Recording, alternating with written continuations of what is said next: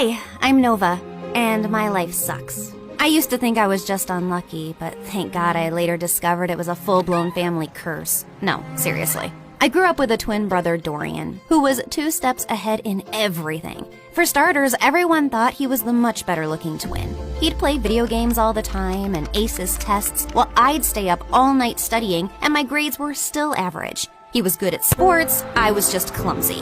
Even our parents favored Dorian, especially Dad, who dreamt of making him a football legend. In 8th grade, I tried out for the small school talent showcase, just a silly cheer routine I made up on my own. I asked everyone to come, but that same day, Dorian had his big football practice match. And guess where everyone went? Yep, including my parents. What's going on?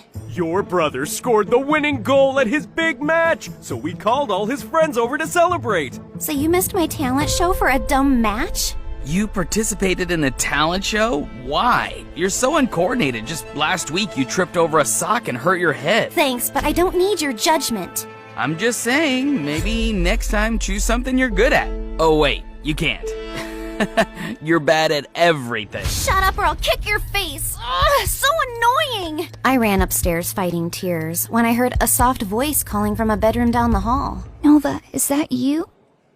That's Ella. She's my younger sister, and she's been sick since forever. Doctors didn't even have a proper diagnosis, just a fancy name that meant they were still trying to figure out what was wrong with her. And since our parents were too busy making Dorian a star, it was usually left to me to look after Ella, which I didn't mind at all. Hey, how was your talent show? What did Mom and Dad say? They never came because Mighty Dorian had a match. So what? Did you have fun? I almost did a backflip and only tripped twice, so yeah, it was fun. Then that's all that matters. Talking to Ella always made me feel better, but I could never tell her how I really felt. My problems just seemed so pathetic compared to everything she was going through. Even at school, I mostly kept to myself while Dorian hogged the spotlight. The only time people spoke to me was to ask for Dorian's number, so I barely had friends, until I met Maya in high school. She was new and asked me if I could show her around, and we hit it off right away. We liked the same music, same shows, and I finally had someone I could pour my heart out to. She was the only person I felt free and happy with, but that changed on her 18th birthday. Maya decided to throw a costume party. I was gonna be French fries, and she was gonna be ketchup. It was gonna be epic. But when I got to her place, I was the only one in a costume. I checked my phone wondering if I'd missed a text from Maya, but nothing. And worse, I found her standing near the pool talking to Dorian. Oh, wow. Looks like someone didn't get the memo. What is he doing here? And wasn't this supposed to be a costume party? Oh shoot, I thought I texted you. I wanted to have a costume party, but Dorian thought it was stupid for an 18th birthday. And since when did you start taking advice from Dorian? Since we started dating. What?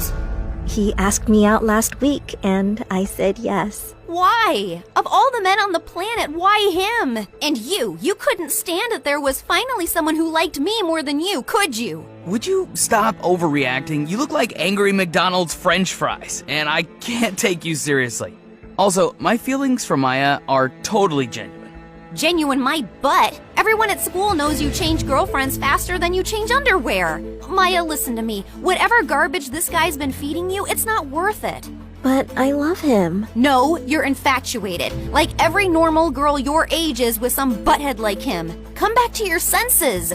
Fine, I can see this is a total waste of time. So before I embarrass myself any further, I'm leaving, and we're done. I stormed off dramatically, only to walk straight into the birthday banner. I tried to fight it, but stumbled and knocked over an entire balloon arch. Maya ran to help me, but I spun around mid-fight and accidentally slapped her in the face. Did you just hit my girlfriend?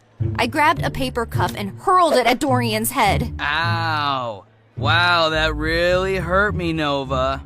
How will I ever recover from this concussion? Everyone laughed as I ripped the last streamer off my leg and stormed out, and went straight to Ella. She was the only person who'd understand me. Oh, wow. You look tasty. I don't know about tasty, but I am definitely tragic. Mom never let me have fries. Said they're too oily. Here, take a bite. It might cheer you up. You're weird. And you're stuck with me. and I put my head down and we dozed off. The next morning, I woke up to a bunch of missed calls from Maya, but I ignored them. So she sent me a bouquet with my favorite ice cream scoops, flew drones past my window with "I'm sorry" banners. At one point, she actually climbed up to my window to talk to me, but I just drew the curtains and ran into the attic so she wouldn't find me. I was looking for some boxes to hide behind when I accidentally knocked one over and a diary fell out.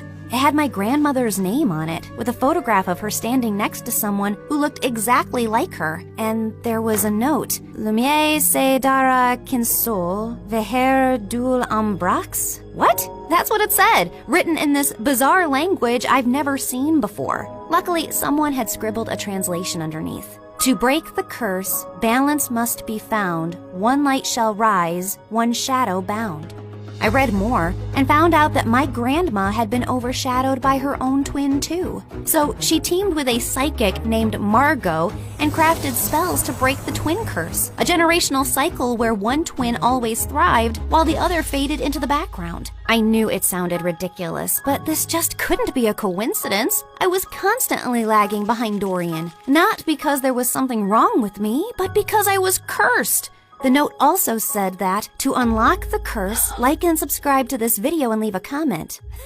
Gotcha, she didn't write that. But seriously, like and subscribe. Things are about to get weird. I had to find out more, so the next day I skipped school and tracked down the psychic Margot. It wasn't too difficult since Grandma had her address in the diary, and by afternoon I was already knocking at the door of a rundown apartment. I waited for some old witchy lady to open the door, but instead it was a girl not much older than me. Sorry, I think I must have gotten the wrong address. No, you're in the right place. We've been expecting you. Like me and the spirits. They told me you were coming. You're Nova, right? Hilda's granddaughter. You know me? I know a lot of things. Like it's gonna rain in about 5 seconds and you should come in. And right on cue, it actually started raining. Freaky. Anyway, I walked in and the girl told me she was Margot's granddaughter and her name was Coco Lin. My dad's Chinese and my mom's American. They couldn't decide whether to give me a Chinese name or an English one, so they mashed them together. Kinda has a ring to it if you say it on repeat. Coco Lin, Coco Lin, Coco Lin. Cool, right? I think it's very cool. Like, it's also pretty cool that I'm my grandma's reincarnation. I've retained some of her memories and her power to see the future, talk to ghosts, and read your star chart, yada yada. In fact, before I was my grandma, I was this super rich woman who went on a ship, met this cute artist. He was poor. I was loaded. We fell in love, but then the ship crashed and he died. Like the movie Titanic? What? Never mind. Can we just get to work, please? I gave her the diary, and she invited me into this small room. As I settled into a beanbag, Coco Lin took the diary in her hands. Then suddenly, she threw her head back dramatically. Before I could ask if she was okay, she snapped her head forward like a possessed owl, then started spinning in slow circles. Then she dropped to her knees, flapped forward, and after a full minute of silence, popped back up. All done. The curse is now reversed. Whatever once belonged to your brother is now yours. Wait, what do you mean by reversed? I wanted you to end the curse. Yeah, well, unfortunately for that, you'd have to find the original witch who cast the curse on your family. And she's probably dead. So unless you have a shovel and a time machine, this is the best I could do. Now remember, every spell has its repercussions, so just be aware of potential side effects. What kind of side effects? Mild nausea, headaches, nosebleeds, and in rare cases, hallucinations. It depends. On what? On how badly cursed you are. Just kidding. I fixed the curse, remember? You'll be fine. Would you like some tea? But I just thanked her, paid her fee, and got out of there as fast as I could. The whole way home, I kept thinking if what I'd done was wrong. But was it really that bad if Dorian suffered a little? Also, Coco Lin was kind of a weirdo, so I wasn't too sure if her chaotic head Roomba fixed anything. But boy, was I wrong. I looked around and I froze. This wasn't my room. It was bigger, with velvet curtains, a chandelier, and a full-length mirror. I jumped out of my bed and pulled the curtains, only to see a massive, perfectly manicured garden with fountains and a freaking swan. Why am I in this place? How did I get here? I checked my phone. It showed the same date as yesterday. Okay, this is clearly a dream. Ow! Ow! I pinched myself hard, and seconds later, Mom burst into the room. Oh my god, Nova! Why did you scream like that? I thought some stalker tried to jump into your room again. Again? When was the first time it happened? Oh, my poor baby. You've been so traumatized lately, you've probably blocked out everything. It's fine, we can talk about it later. For now, drink your kale. You're already late for gym, and Coach gets cranky when you're not warmed up before cheer practice. Mom, I don't do cheer practice. I barely passed PE. This isn't real. I rushed outside to find Ella's room. She might have answers. But the house was so huge, I had no idea which room was hers and accidentally entered Dorian's. Ugh! What are you doing in my room? Shut up and tell me what's happening. Are you trying to pull some elaborate joke on me? Who even owns this house? One of your weird rich friends? What are you rambling on about? I'm just living my perfectly miserable life in silence, and you won't let me have that? If your life is miserable, I might as well be an earthworm. You know, I saw this documentary about teen celebrities and how they all went bonkers at age 18. You should watch it. I think you'll fit right in. You think this is funny? God, just tell me where Ella is and I'll leave. Same place she's always been. Why? Suddenly remembered you have a sick sister who needs your attention? I've always cared about Ella. You don't care about anyone else but yourself, Nova. Now get out and go sign some stupid autographs.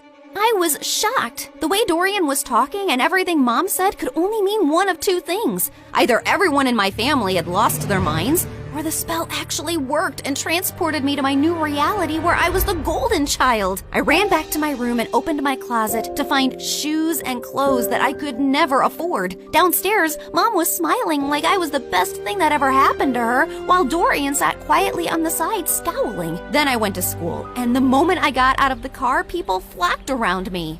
Hi, Nova. Love your outfit. Can we get a selfie? Are you coming to my birthday next week? You can cut the cake if you want to. It was like stepping into a dream where I finally mattered and wasn't invisible next to Dorian. I was still processing everything when Stacy walked over and linked her arm through mine. There you are, bestie. I've been trying to call you. Really? I didn't get any calls. I said I was trying, but then I got busy with these new cheer uniforms. Everyone's obsessed with pink, but what do you think? I actually kind of like blue. But clearly everyone else wants pink, so let's go with pink. Oh, I knew you'd say that. We're so in sync. If you were a boy, I'd totally date you. I mean, you'd have competition, obviously, but I'd cheat on my boyfriend with you. Okay, wow. I was best friends with Stacy? This girl who once insulted me in front of the whole school was now asking for my opinions? And over the next few days, it only got better. I had a personal stylist, a manager, and spa appointments booked every other morning. My closet had its own air conditioning, and Dorian had to ask my permission to even borrow a charger. My parents transformed into my biggest fans overnight, hovering at every photo shoot, attending even the smallest events, and proudly displaying an entire wall of my trophies and awards. At school, I never stood in line. I had my own table in the cafeteria stocked with fresh smoothies and sushi rolls. Teachers gave me extra credit just for showing up. And one afternoon, I got a letter from a college I hadn't even applied to offering me a full scholarship because they liked my vibe. My life was perfect, and it was everything I ever wanted. Until it wasn't. Because Stacy was as obnoxious as ever and was getting on my nerves. Oh my God. Who died and left you that hideous skirt? And why are you carrying a Prada purse when I don't have one? You need to pay fashion tax. What? You know, do my homework, pack my lunch, clean my sneakers, that kind of thing. Now hurry up, I'm hungry. The girl ran off in tears, and I turned to Stacy. Was that necessary? No, but it's fun. And why are you being all judgy today? Did you forget the time you bullied that new girl, Maya? She was so terrified of you, she literally transferred schools. I bullied her? Every day. You made fun of how she dressed, the way she spoke, and then when your loser brother started dating her, you totally snapped. My God, I'll never forget the tantrum Dorian threw when she left. I even have a video. Stacy shoved her phone in my face, and I watched in shock. Dorian was having a full-on meltdown while I stood there laughing like a maniac. Seriously? What? And that wasn't even the worst part. The girls on my cheer team laughed and joked until I walked in. Everyone on my modeling team walked on eggshells around me. I even overheard this girl say that I should get an exorcism because I had a devil living inside of me. This one time during a shoot, my makeup artist accidentally dropped a brush. I reached down to pick it up and she recoiled like I was gonna hit her. I'm so sorry. I'll get a new one immediately. Hey, it's just a brush, don't worry about it. You're not mad? Why would I be mad about an accident? While the photographer was adjusting his camera, I overheard two assistants whispering. She seems different today. Last week she threw hot coffee at me because I got her the wrong brand. Remember when she made Tina cry because she accidentally walked into her photos? Poor girl's still in therapy. It felt like I jumped from living under Dorian's shadow to being the most hated person on Earth, and it was heartbreaking. But what truly got to me was that at home, Dorian barely looked my way, and Ella never came out of her room. And every time I tried to meet her, Mom would freak out. Her disease is contagious, sweetie. You know that. I can't lose another daughter to that stupid illness. I really wanted to see her and share what I was feeling, but I was too swamped with photo shoots, press events, and parties to process it. Has anyone ever tried snail mucus coffee? Apparently, it's very good for your skin. I'm already having my vitamin C, D, E, G, H, Y, Z, Q to keep my nails shiny and healthy. You know what, guys? If you hang upside down for at least an hour and a half, you will get the reddest cheeks ever. Or you could get a brain hemorrhage and die. Excuse me? I'll just be right back. Jeez, how lame were these conversations? If these people were the cream of society, I'd rather be skimmed milk. The rest of the night was just as bad. The music was too loud, the people were fake, the food looked fancy but tasted like chalk. Then my date asked me to dance, and I accidentally stepped on his foot so hard he started limping. I rushed to grab him a first aid kit and came back to find him making out with a waitress. Ew. I just wanted to leave. I was walking to my car when I spotted someone across the road. Maya was standing at a stall selling t-shirts. I dropped everything and sprinted toward her. Maya! Oh my god, how are you? Leave or I swear I will call the police. Look, I know you're really angry at me and I deserve it, but I swear I didn't mean to. You didn't mean to ruin my life? Come on, Noah. You and I both know you bullied me because you're evil. But honestly, you did me a favor. That school wasn't for me anyway.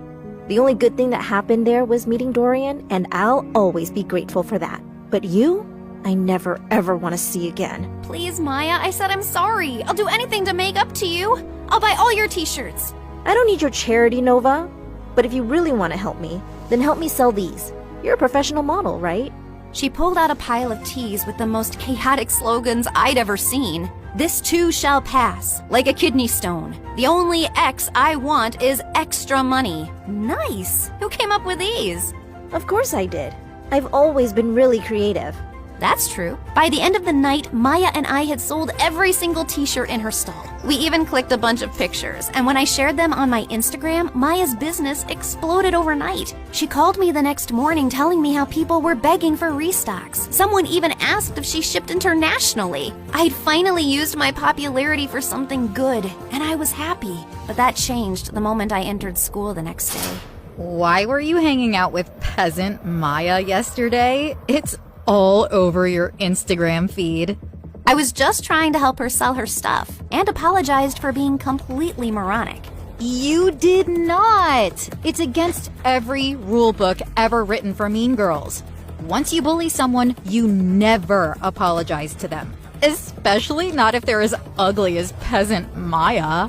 Stop calling her that. She's a brilliant and hardworking girl, and she's 10 times the person you'd ever be.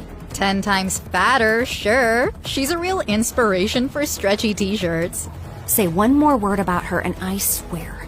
Or what? You'll cry into your organic kale smoothie? I have a better idea. And I launched myself at Stacy, but she didn't even budge. Instead, she smiled and punched me. Then she jumped on me, pulled my hair, elbowed me in the stomach, and I almost threw up. I thought I was gonna die when a bunch of girls rescued me. Later, while I sat outside the nurse's office with an ice pack on my face, I overheard a group of girls whispering nearby. Wow, Nova really thought she could take down Stacy? That girl's made of iron. I heard her mom's Russian. She came here illegally, then married some rich guy, and that's how Stacy got all her money. My maid's cousin works at their house. She says Stacy lives like a trash gremlin. Her room smells like stale yogurt and wet socks. Ugh, gross. Imagine strutting around like a queen bee while your closet is a health hazard. If I were Nova, I'd wash my hands with bleach just to get the smell off. They kept going, but I tuned out. Not because I was offended. Honestly, it all made sense. Stacy didn't rule the school out of confidence. She did it to distract people from the disaster she actually was. Anyway, I was feeling better, so I decided to take the day off and go home, when suddenly Dorian came running down the hallway. Nova, it's Ella. They're moving her to a hospital. Her condition's getting worse. The world blurred for a second, and I pushed Stacy out of the way and ran through the gates. We reached the hospital and saw Mom and Dad were sitting in the waiting room. Where is she? What happened? She took a turn for the worse. The doctors are doing everything they can. I sat down slowly. Ella, my baby sister, my sunshine. She was the only person who ever believed in me, and she was suffering. I buried my face in my hands, and that's when Dorian snapped. Is this all your fault? Dorian, please. No, Mom, she needs to know. I've been trying for months to act normal, but no more. What are you talking about? You were supposed to babysit Ella, but instead, you chose to sneak out and go to your dumb party with her in the back seat. You'd barely gotten the car out of the driveway when you crashed into another car. You blacked out and Ella took the hit. She's been in a coma ever since. But Mom told me her condition was contagious. That's why I couldn't see her. Well, she lied. Because you hurt your head too and forgot all about the accident. And Mom didn't tell you so you could live your perfect little life like the golden child you are. I swear, if something happens to her, I will never forgive you. And he stormed away, leaving me totally shaken. I bullied my best friend. My brother couldn't even look at me. And my little sister was in a coma because of me. This wasn't the life I wanted. I stood up quietly while everyone was still talking to the doctor, slipped out of the hospital, and ran straight home. I stormed into the attic, flung open every box until I finally found the diary. The next morning, before going to the psychic's house, I went to the hospital. I just had to make sure Ella was okay. And thankfully, when I got there, she was sitting on her bed smiling. I stopped a doctor walking by. Is she okay? Yeah, she had a seizure, but it shocked her system so hard, it jump-started her like an old car battery. Guess sometimes being on your deathbed has its perks. I took one look at Ella's face and walked in. As soon as she saw me, her face lit up. I ran over and hugged her tight. Hey there, you slept for a really long time. Yeah, well, I needed my beauty sleep. Why do you look so old and wrinkly? Probably because I'm sad and sorry for everything. I messed up your life. It wasn't entirely your fault. I was jumping around like a monkey in the back seat, remember? You couldn't even see the car behind us. I basically launched us into it. So I guess I'm sorry too. Well, I'm sorry too, Nova. I shouldn't have snapped like that yesterday. I haven't always been the best brother because I've often let jealousy get in the way. I wasn't exactly the best sister either. What I did with Maya and how I treated people around me was horrible. Yeah, but you're changing. I saw what you did for Maya. That's growth. I nodded slowly. I'd spent so long being angry about everything I wasn't. I forgot to appreciate what I had. My adorably flawed family. And all I really wanted to do was to go back and mend things now. Namaste, fellow seeker. What brings you here today? Oh, it's you. Welcome back. You recognize me? Why do you always ask the same question? Of course I do. I can see through dimensions too. Like in one of my parallel lives, I was this really hot girl who lived on the streets doing odd jobs until one day this handsome rich guy asked me to be his date. He bought me clothes, took me to parties, and eventually fell in love with me. Like Pretty Woman? Yes, I was a very pretty woman. But enough about me. Tell me what you need. I told her I wanted to reverse the curse, and Coco Lynn stared at me blankly. Are you sure? Once I reverse the curse again, the spell will seal itself. No more rewinds. So make up your mind. You can't keep jumping between realities. I already have. I want to go home. And this time I won't hide behind Dorian's shadow or bad grades. I spent so much time being angry and dejected that I never really focused on myself. And that's why I never got anywhere in life. I can't control how people treat me, but I can control how I take their opinions. So now I'll live for me, with kindness and purpose. Spoken like someone who's truly ready. She stood, cracked her knuckles, and started chanting. The candles flickered, the walls shimmered, and then everything went blank. I woke up to the smell of burnt toast and the sound of birds. I sat up slowly and looked around. My old room. My old posters, my old creaky fan spinning above me. I rushed to Ella's room and found her sleeping peacefully. Then I went downstairs and saw Dorian kicking the ball like a dork. I ran and tackled him in a giant hug. Oh my god, I missed you. Get off me. You broke my streak. Now I have to start all over again. Well, so do I. That morning I got dressed and walked into school. And for the first time, people noticed. Not because I was a model or because I had 1 million followers, but because I held the door open. Because I helped a kid who dropped books. Because I smiled at people. For real. And that's when I realized that life isn't about being the favorite. It's about being someone you can be proud of, even when no one's clapping.